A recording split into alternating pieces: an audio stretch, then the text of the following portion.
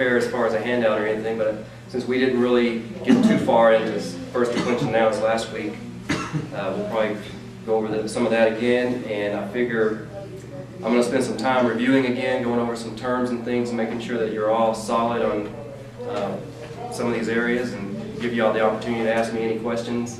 I'm not saying I'll know the answers, but I'll give you my best shot.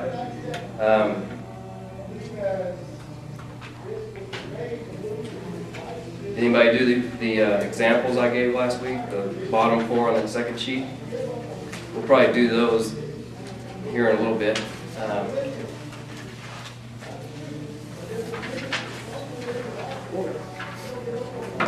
can find it here. The practice was declining the nouns cosmos, doron, agape, and cardia. But if y'all haven't had an opportunity to do that yet, we'll do that a little later. Inflection. When we're starting to talk about nouns and adjectives and things like that in Greek, you really have to understand what inflection is. In English, we don't really have it that much. The best example I can give is our personal pronouns. For example, he. He is my teacher. He is the what? It's the subject of that sentence. So that's in the subjective case, which equates to the nominative case in Greek.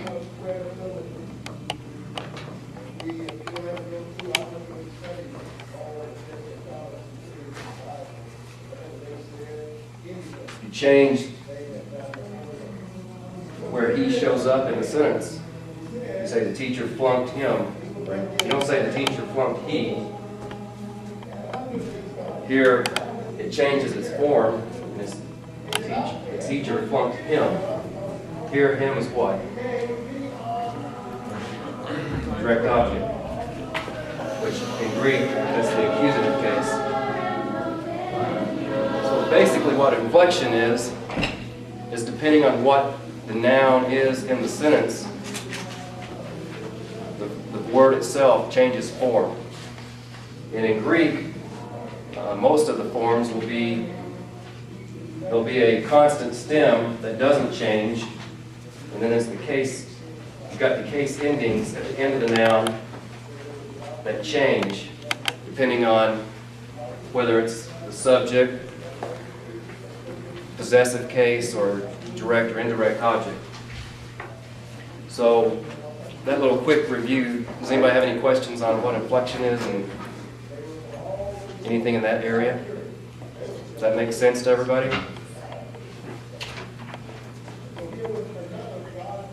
But as you see here, like I said, in English we don't have it that much. Teacher, whether it's the direct object or the subject, is still the same. It doesn't change. So we don't see that in English as often. Another thing that this, because of the way Greek is written and it has the case endings, you could say, my teacher, he is. The word order doesn't matter, but because of the case endings, you would know that's the direct object, and when you translate it into English, it would be, he is my teacher. So you have to know your case endings to know how the sentence flows, otherwise you'll never be able to translate it.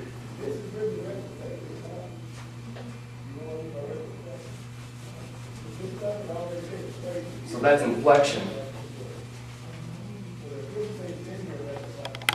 Another thing that we've talked about is case. We've already talked about it tonight.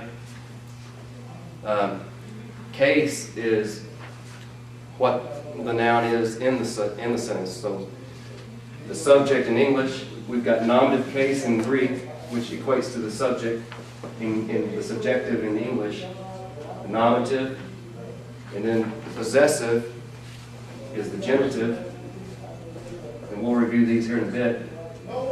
Y'all remember what the indirect object case is? Yes, dative. And then the direct object case, what's it called? It starts with an A. Accusative. So there's 4 main cases. There's all, the 5th case is the vocative, which is the direct address. That usually, I believe it only shows up in the singular, and it doesn't occur that often in the New Testament. So I tend to overlook it. Jeff showed it to you a couple weeks ago. But I was telling Scott last week that in the New Testament, I think nominative occurs about 31% of the time, accusative about 29%, dative 15%, and 25% for genitive. So that's pretty much 100% there, and this is like less than 1%. So you need to know it, but it's not going to show up that often. Usually it's pretty obvious because it's, you know, a direct address to someone like, "Oh Lord," or in 1 Corinthians, it's about the only time it addresses something that's an inanimate object, but "Oh death." So it doesn't occur much. So anyway, that's just the 5 cases.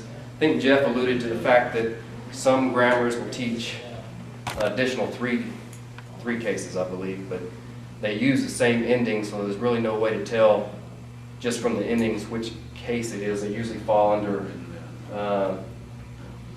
the dative and accusative that just kind of branches out, and they kind of give you more information definitely than the beginning class needs to know.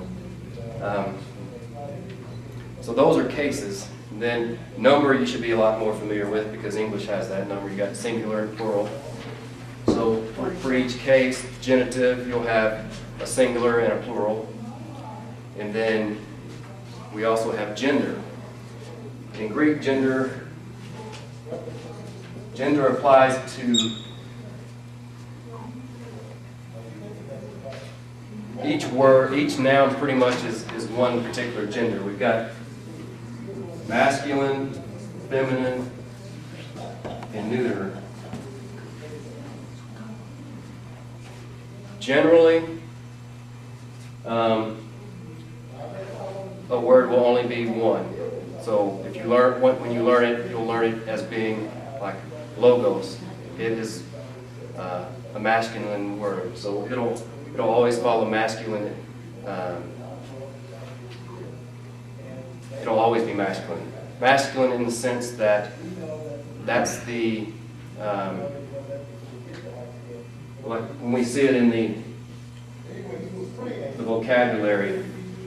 You got logos, and then last week we also talked about the article, which is basically translated into English as the. So it's the word. It wouldn't show up with a comma, but that's just the way they put it in the vocabulary. So whenever you see a word and it has the article with it, it'll always be whatever gender it is. So this article is the masculine article. You look at some other words on there, the feminine article is he, and the neuter article is to.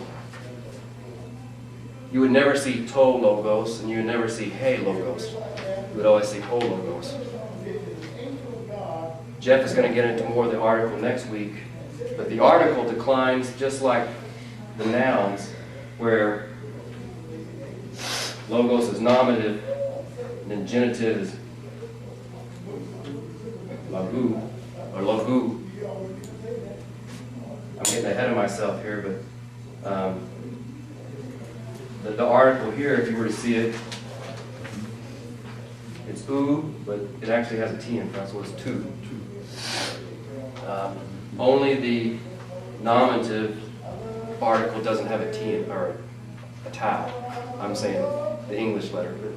But, I think on that last page that I put, no, I didn't put all the declension of the article on it. So anyway, that's more than you need to know tonight. But I'm just trying to help you out here with words that are masculine are going to follow the same pattern. So they'll have all the articles will always match the noun.